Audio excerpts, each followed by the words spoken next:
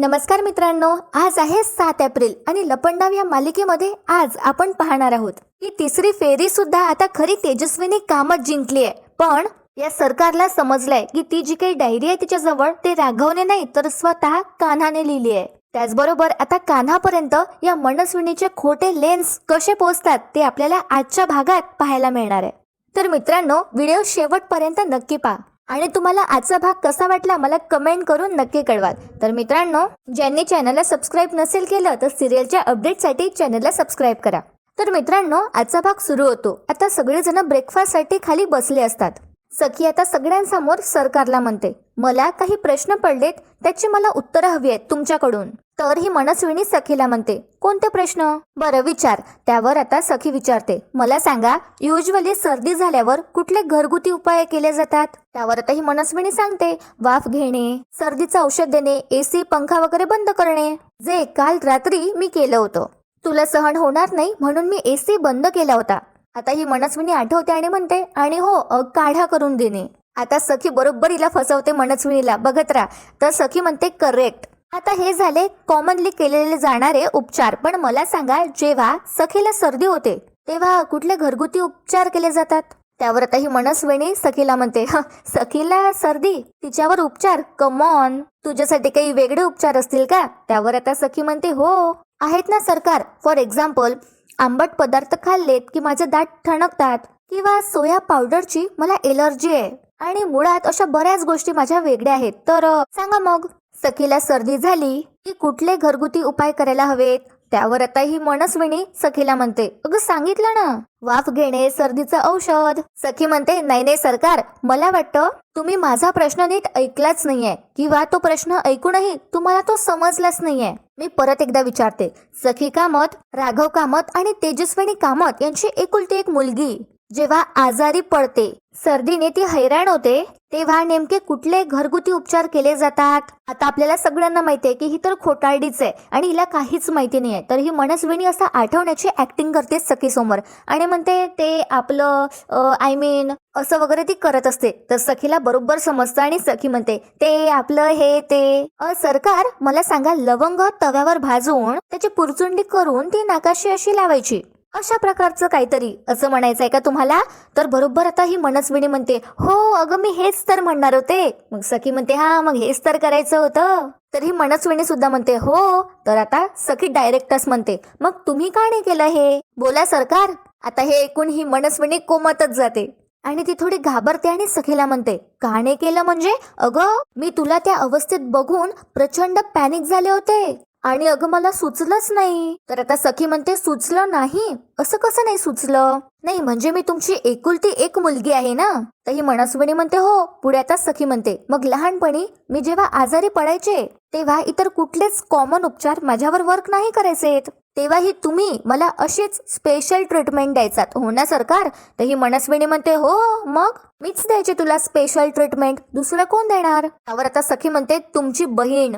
हे ऐकून आता ही मनस्विनी गप्पच बसते. पुढे आता सखी म्हणते, काल हे सगळं तुमच्या बहिणीने केलंय. तुम्ही जिला माझी आई मानायला तयार नाही आहात ना, त्या बाईने हे सगळं केलंय काल माझ्यासाठी. मग सरकार, हे कसं शक्य झालं? आता मनस्विनीकडे याचं उत्तरच नसतं. त्यावर कान्हा म्हणतो सखीला, म्हणजे बेबी सरकार, मला असं सांगा, जेव्हा तुम्हाला सर्दी होते तेव्हा काढा, वाफारे, औषध यातलं काहीच काम करत नाही? सखी आता कान्हाला म्हणते, नाही ना. पुढे कान्हा म्हणतो, म्हणजे फक्त लवंग असं भाजून त्याची पुरचुंडी करून तुमच्या नाकाशी धरली कीच तुम्हाला बरं वाटतं? सखी म्हणते, हो, लहानपणी माझी आई हेच करायची. आता कान्हा मुद्दामच म्हणतो, अरे मग ते तर यांनी केलंय, असं तो तेजस्विनीकडे हात दाखवत म्हणतो. पुढे कान्हा म्हणतो, ते सुद्धा त्यांनी कोणालाही न विचारता केलंय सगळं, स्वतःच्या मनाने, अगदी कॉन्फिडंटली. पुढे कान्हा म्हणतो, सखी मॅम, तुम्हाला माहितीये का याचा अर्थ? पुढे आता सखी कान्हाचं बोलणं पूर्ण होऊ देत नाही आणि म्हणते, याचाच अर्थ हा होतो. आणि सखी आता सरकारकडे बघते आणि डायरेक्ट म्हणते, तुम्ही माझ्या आई नाही आहात सरकार. आता ही मनस्विनी एकदम, तिला वाटतं तिच्या हातातून गोष्टी निसटत चालल्या. ती लगेच सखीला म्हणते, थोडी इमोशनल होऊन, सखी, आता तू ह्या गोष्टींवरून ठरवणार आहेस का ग? इतक्या छोट्या गोष्टीवरून? अगं नसतील भाजल्या मी त्या लवंगा, कारण इतक्या वर्षात अनेक सवयी मला माझ्या कामामुळे मागे टाकून द्याव्या लागलात. प्लस मी तुझी अवस्था बघून खरंच खूप पॅनिक झाले होते ग, आणि नाही राहिलं माझ्या लक्षात. होऊ शकतं ना असं? बरं सखी, मला सांग, तिच्या मुलीला इतकी अवस्था अशी वाईट बघितल्यानंतर तिची खरी आईच पॅनिक होऊ शकते ना? आता घरच्या सगळ्यांना समजत असतं की ही मनस्विनी नाटकं करत आहे आणि सगळे आता तिच्याकडे दुर्लक्ष करत असतात. तर ही मनस्विनी जीव तोडू तोडू सांगण्याचा प्रयत्न करत असते सखीला, पण सखी सुद्धा आता या वेळेला फसत नाही. सखीचं डोकं सुद्धा आता चालायला लागलंय.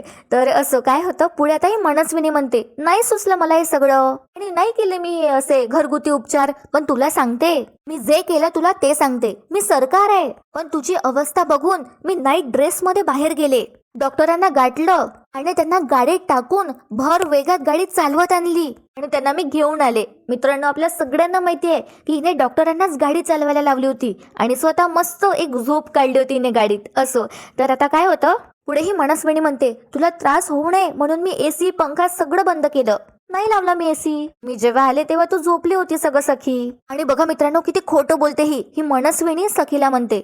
काय करू मग मी, सांग ना? तुला शांत झोपताना बघितलं आणि म्हणून रात्रभर मी तुझ्या उशाशी येऊन झोपले, उशाशी येऊन बसले. पुढेही म्हणते, तू झोपलीस सखी, पण मी मात्र रात्रभर जागी होती.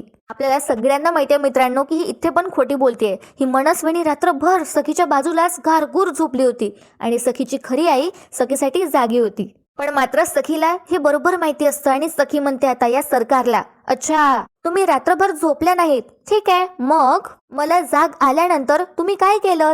तर तुम्ही रात्रभर तुम्ही काय काय केलं याचे मला तुम्ही पाढे वाचून दाखवलेत. आपल्याला फ्लॅशबॅक दाखवले सुद्धा जातं. त्यानंतर सखी तिच्या खऱ्या आईकडे बघते आणि म्हणते, आणि त्यांनी फक्त मला एक प्रश्न विचारला, मला शांत करणारा एक प्रश्न. सखी, तुला आता बरं वाटतंय ना? आणि आपल्याला आता हे सुद्धा फ्लॅशबॅक मध्ये दाखवलं जातं. पुढे आता सखी म्हणते या मनस्विनीला, बाकी त्यांनी काहीही विचारलं नाहीये मला, फक्त हा एकच प्रश्न विचारला, आपली आई लेकरांसाठी डाव्या हाताने जे करते ना ते उजव्या हातालाही कळू देत नाही, पण तरीही जग म्हणतं आई कुठे काय करते, असं ती खूप प्रेमाने तेजस्विनीकडे बघत म्हणते. त्यावर आता ही मनस्विनी सखीला म्हणते, अगं सखी, आपण आता यावर डिस्कशन करणार आहोत आणि तू गोष्टी मागे टाकून पुढचा विचार नाही का करू शकत? तर या मनस्विनीला आणखी एक मोठा झटका लागणार आहे, बघत राहा. तर आता ही मनस्विनी सखीला म्हणते, बरं चल, ह्या सगळ्या गोष्टी सोड, आता तुला बरं वाटतंय ना? सखी म्हणते हो. पुढे आता ही मनस्विनी म्हणते, मग आता मला सांग, तू तिसरा राऊंड घेणार होतीस, त्याचं काय झालं? सखी म्हणते, कसला तिसरा राऊंड? आता कसली स्पर्धा? सरकार, आता मला काही विचारायचंच नाहीये तुम्हाला, कारण मला सगळी उत्तरं मिळाली आहेत. आता या सरकारला धक्काच बसतो आणि ही म्हणते, व्हॉट? सखी म्हणते, हो, आता मला कुठलंच खरं खोटं नाही करायचंय. मुळात आता तुम्हाला कोणता प्रश्न विचारावा हे सुद्धा मला नाही माहिती, शिल्लकच नाही आहेत काही प्रश्न. कारण आता सखीच्या डोक्यात पूर्ण क्लिअर झालं असतं की तिची खरी आई कोण आहे ते. तर पुढे ही मनस्विनी म्हणते, मग सखी तिसरी फेरी? सखी म्हणते, तिसरी फेरी झाली आहे सरकार. आता ही मनस्विनी म्हणते, कधी झाली? तर सखी म्हणते, मला सांगा, काल जेव्हा मी आजारी पडले तेव्हा किती वाजले होते? तर ही मनस्विनी म्हणते, तेव्हा 3, 3:30. सखी म्हणते, एक्झॅक्टली 12 वाजून गेले होते. तिसरा दिवस सुरू झाला होता आणि काल रात्रीच्या अंधाराने मला लख्ख प्रकाशाची वाट दाखवली आहे. सखी आता खरे तेजस्विनीकडे बघते आणि म्हणते, तिसऱ्या फेरीची विजेता तुम्ही आहात. आणि बघा मित्रांनो, काय होतं, कान्हा एकदम स्माइल करत बघतो खऱ्या तेजस्विनीकडे आणि हा परशु स्वतः पहिल्यांदा टाळ्या वाजवतो तेजस्विनीसाठी. आणि त्याच्याच बरोबर मीनाक्षी आणि गौतम सुद्धा आता टाळ्या वाजवू लागतात खऱ्या तेजस्विनीसाठी. आणि या मनस्विनीचा खूपच जळफळाट उठतो, तिचा चेहरा बघण्यासारखा झाला असतो. कान्हा सुद्धा जोराने टाळ्या वाजवू लागतो आणि म्हणतो, वाह वा वा बेबी सरकार, आजच्या दिवसाची सुरुवात सत्याने चालू झाली आहे, सत्याने सुरू झाली आहे, तर दिवस सुद्धा चांगलाच जाणार आहे, नाही का? आणि बघा मित्रांनो, काय होतं, कान्हा मुद्दामच म्हणतो, आता स्कोर आहे सरकार 0 आणि तेजस्विनी 3. तर ही मनस्विनी एकदम उठून उभी होते आणि कान्हाला म्हणते, 0 तू आहेस, विसरला का? पहिला कडू दुधीचा डाव मी जिंकले होते. सखी आता कान्हाकडे बघते आणि त्याला एकदम असा इशारा करते. तर कान्हा म्हणतो, अरे हो, अरे सॉरी सखी मॅडम, माझा जरासा गोंधळ झालाय.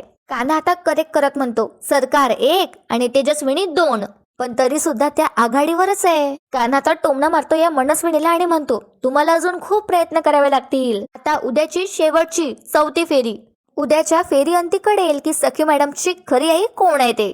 त्यामुळे सरकार तयारीला लागा, ऑल द बेस्ट. तर ही सरकार म्हणते, तुझ्याकडेच ठेव, तुझा ऑल दी बेस्ट. असं म्हणून ही मनस्विनी रागातच तिथून निघून जाते आणि ती गेल्यावर बघा मित्रांनो, तिची सख्खी बहीण आणि खरी तेजस्विनी कामत आता हर्षदाला म्हणते, हर्षदा तू तिच्या नाश्त्याचं बघ, मला माझ्या घरात कोणी उपाशी राहिलेलं नाही चालणार. आणि इकडे मित्रांनो काय होतं, गौतम कान्हाला म्हणतो, कान्हा जरा 1 मिनिट येतोस का माझ्या खोलीत, मला काही बोलायचं होतं. आणि मित्रांनो या दोघांचं बोलणं ही मनस्विनी ऐकून घेते आणि तिथेच तिला कळतं डायरी बद्दल. तर बघत राहा काय होतं आता. सखी आता खूप प्रेमाने खऱ्या तेजस्विनीकडे बघत असते, कारण तिला आता सगळं क्लिअर झालं असतं. आता तेजस्विनी विचारते, काय झालंय ग, अशी का बघतीयस? सखी म्हणते, भूतकाळातली 10 वर्ष आताच्या 11व्या वर्षावर स्वार होताना बघतीये. फायनली आता सखीच्या मनाने तिला कौल दिलाय आणि तिला सगळं क्लिअर झालंय. पण इकडे आता काय होतं, मनस्विनी फार चवताळलेली असते. ती तिच्या खोलीत येते आणि सगळं ते टेबलवरचा फेकफाक करते. आणि बघत राहा मित्रांनो, यामुळेच या मनस्विनीचे लेन्स कानापर्यंत पोहोचणार आहे. तर असो इथे आता काय होतं, ही मनस्विनी फारच वैतागलेली असते आणि ती स्वतःला म्हणते, का होतंय असं माझ्या बरोबर, प्रत्येक गेम माझ्या विरोधात जाताना दिसतोय मला, असं का होतंय. स्वतःचे हात वगैरे ती आपटते अशी भिंतीवर. आणि त्यानंतर ती म्हणते, तो युजलेस कान्हा, त्याला मी आतापर्यंत खूप सहन केलं, पण आता नाही. आता मला त्याला त्याची लायकी दाखवावीच लागेल आणि त्याला या घराबाहेरचा रस्ता दाखवावाच लागेल. पण सध्या नाही, आता काहीतरी केलं पाहिजे सरकार, असं ती स्वतःला म्हणत असते. त्यानंतर तिचं लक्ष जातं डायरीकडे. टेबलवरची डायरी ती तिच्या हाती घेते आणि सगळं बघू लागते. आणि ही मनस्विनी ती डायरी 2-3 वेळा अशी नीट चाळून बघते आणि स्वतःला म्हणते, सखीला खोकला झाल्यावर लवंग भाजल्या जाते, हे या डायरीमध्ये का नाही लिहिले आहे. आणि ती परत एकदा ती डायरी चेक करते, तर त्यामध्ये असं काहीच लिहिलं नसतं. आणि ही खूपच अशी फ्रस्ट्रेट झाली असते आणि खूप वेळासारखी करत असते. त्यानंतर तिला डाऊट येतो आणि डायरीकडे बघत ही मनस्विनी म्हणते, ही डायरी नक्की राघवनेच लिहिली आहे ना. आणि इथे आता सीन शिफ्ट होतो आणि कान्हा आणि गौतम आता एका साईडला आले असतात गौतमच्या खोलीत. आणि गौतमला कान्हा सांगतो की ती डायरी मी लिहिली आहे. तर आता गौतमला आश्चर्यच होतो आणि तो म्हणतो, काय, ती खोटी डायरी तू लिहिली, तू सरकारपर्यंत पोहोचवलीस? कान्हा म्हणतो, हो. गौतम पुढे म्हणतो, आणि तिला कळलंही नाही? कान्हा म्हणतो, नाही. पुढे आता गौतम म्हणतो, पण कान्हा हे जरा अशक्य वाटतंय. कान्हा पुढे आता म्हणतो, ही अशक्य वाटणारी गोष्ट शक्य झाली आहे ती फक्त आणि फक्त सरकारच्या ओव्हर कॉन्फिडन्समुळे. ना फाजील आत्मविश्वास माणसाला आंधळ बनवतो आणि तसंच झालंय. माझी अशीच इच्छा होती की तिने ओव्हर कॉन्फिडंट राहावं, बेसावध राहावं. आणि ती बेसावध असतानाच ती डायरी मी तिच्यापर्यंत बरोबर पोहोचवली आणि ती डायरी जुनी वाटावी अशी व्यवस्था सुद्धा केली होती. आणि त्या डायरीच्या बेसवर सरकारला असं वाटत होतं की पहिला डाव म्हणजे तो कडदुदीचा डाव ती जिंकली आहे, पण मुळात हा सगळा डाव माझा होता. त्या सरकारला काय वाटतं, लपंडाव फक्त तिलाच खेळता येतो. खरं तर पहिला जो काही डाव होता ना, तो खऱ्या तेजस्विनी कामतच जिंकल्या होत्या. आणि आपल्याला फ्लॅशबॅक दाखवलं जातं की जेव्हा सखीने परीक्षा घेतली होती तेजस्विनीची, मेळाव्याबद्दल विचारलं होतं, जेव्हा सखी हरवली होती तेव्हा तेजस्विनीने खरं सगळं क्लिअर उत्तर दिलं होतं आणि म्हणूनच पहिला डाव सुद्धा त्या जिंकल्या होत्या. प्रेझेंटमध्ये आता कान्हा हे सगळं गौतमला सांगतो. हे ऐकून गौतम म्हणतो, बापरे कान्हा, काय डोकं लावलंयस, काय कमाल आहे तू, ग्रेट आहे. कान्हा, म्हणून तू डायनिंग टेबलवरती मगाशी असं म्हटलं होतं का की सरकार 0 आणि तेजस्विनी वहिनी 3? कान्हा म्हणतो, हो.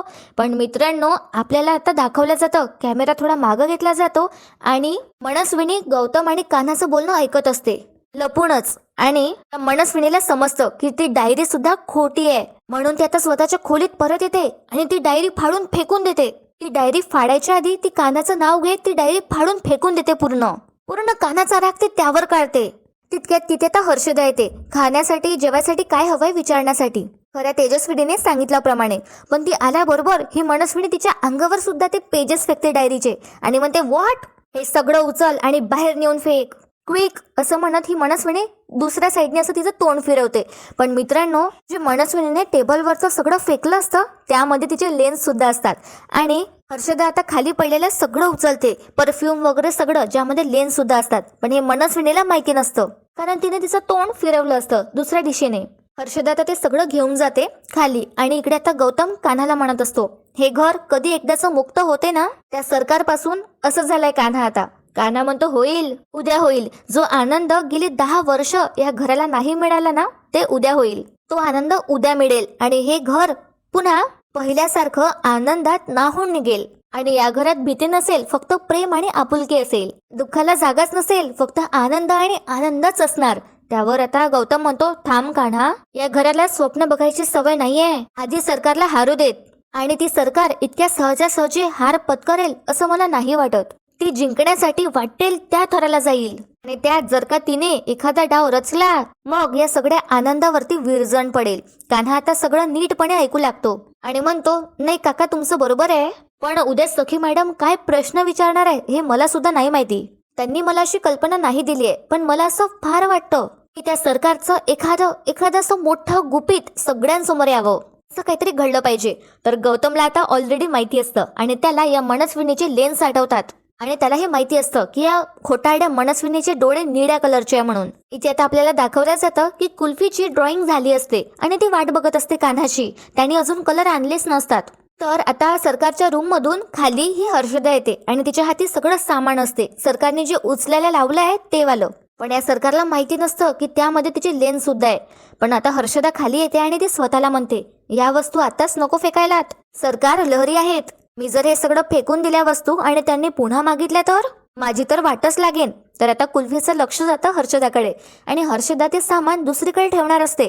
पण कुल्फी आता आवाज देते आणि हर्षदाला म्हणते, हर्षदा दीदी मला भूक लागली आहे, काहीतरी खायला दे ना. तर आता हर्षदा काय करते, ती जे सगळं सामान असतं तिच्या हातातलं ते टेबलवरच ठेवून देते कुल्फी समोर आणि तिथून आता ती किचनमध्ये जाते कुल्फीसाठी काहीतरी आणायला. आता कुल्फी म्हणते, स्वतःलाच स्केच तर करून झालाय आता, पण आता फक्त कलर करायचं बाकी आहे. पण कान्हा जिजूने अजून कलरच नाही आणलेत. ही मोठी माणसं ना नुसतं प्रॉमिसच करतात पण प्रॉमिस कधी पूर्णच करत नाही. कुल्फी आता थोडी चिडली असते आणि ती स्वतःला म्हणते, येऊच दे त्याला, नाहीतर मीच जाते आणि त्याच्याकडून घेऊन येते. असं म्हणत आता कुल्फी उठणार असते पण तिचं लक्ष त्या टेबलवर ठेवलेल्या वस्तूंकडे जातं आणि कुल्फी त्या सामानामधलं बरोबर लेन्स उचलते ज्यामध्ये सरकारचे लेन्स असतात. आणि मित्रांनो, आजचा भाग इथेच संपतो आणि मित्रांनो उद्याचा भाग धमाकेदार असणार आहे, ज्यामध्ये ही जी खोटारडी मनस्विनी आहे तिने साडी घातली असते, एकदम सिंपल साडी, एकदम खऱ्यात तेजस्विनी सारखी, आणि ती तिच्यासारखी ऍक्टिंग सुद्धा करते सखी समोर.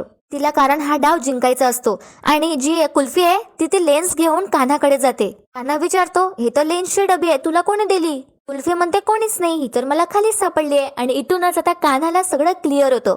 खाली आता सखी खूपच कन्फ्यूज झाली असते. रामनवमी विशेष भाग आपल्याला पाहायला मिळणार आहे आणि तिच्या समोर दोन अगदी हुबेहूब दिसणाऱ्या वागणाऱ्या जुळ्या बहिणी असतात आणि तिला काहीच समजत नसतं की तिची खरी आई कोण आहे ते. तितक्यात तिथे आता कान्हा येतो श्रीरामांची पालखी घेऊन आणि त्यातला गुलाल तो या खोट्या मनस्विनीच्या डोळ्यात टाकणार आहे, ज्यामुळे तिचे लेन्स खाली पडणार आणि सखीला माहिती होणार आहे की तिची खरी आई कोण आहे आणि सरकार खोटारडी आहे म्हणून. मित्रांनो, आता सखीला माहिती झाल्यावर ती काय करणार? या मनस्विनीला ती रस्त्यावर आणेल हे तर नक्कीच, घरातून बाहेर तर ती नक्कीच काढणार आणि हे सगळं बघण्यात खूपच मजा येणार आहे. तर मित्रांनो, तुम्हाला आजचा भाग कसा वाटला मला कमेंट करून नक्की कळवा. आपल्या व्हिडिओला लाईक करायला विसरू नका, चॅनलला सबस्क्राईब करा. व्हिडिओ शेवटपर्यंत पाहण्यासाठी खूप खूप धन्यवाद.